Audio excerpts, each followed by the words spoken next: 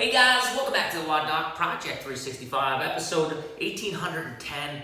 Guys, if you're following along on YouTube, jump on over to the WODdoc.com and check out all the full-length videos that we house there.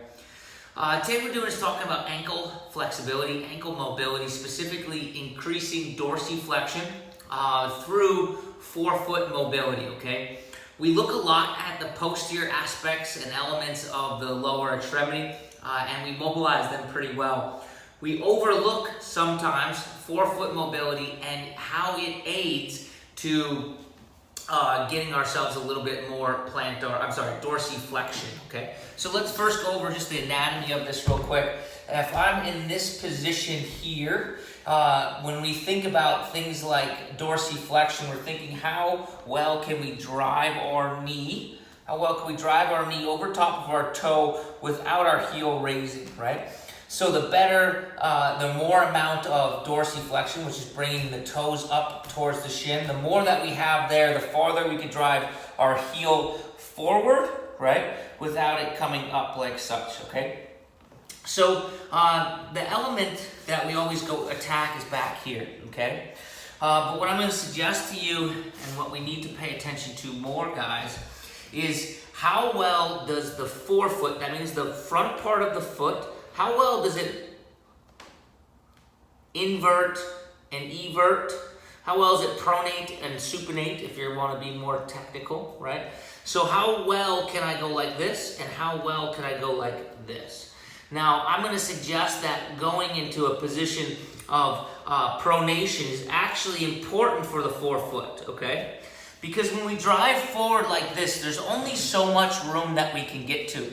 And then what has to happen is the knee has to go out over top of the toe a little bit more, right? So if I'm in here like this, I'm going to get jammed up right in this area. No matter how flexible I am, we have a bony limitation that's right here, right? But if I allow myself the knee to rotate out a little bit, I get more freedom there, okay? However, if I do that, okay, and my foot lifts up like this, I still am in the same position, right? So this position is the same as this position, right? I'm still going to get jammed up in the anterior portion of my ankle when that happens. So what I'm looking at doing is, how could I mobilize this, okay? And here's what we're going to do. We're going to bring ourselves in a position that looks like this. We're going to drive ourselves to whatever our limitation of dorsiflexion is. And then we are going to drive our knee outwards, okay, as our ankle or our foot stays flat in the ground. If you have to be able to, if you need to, you could plant it down with your opposite hand. You could drive that sucker out into a position that looks like this. Drive that out into a position that looks like this.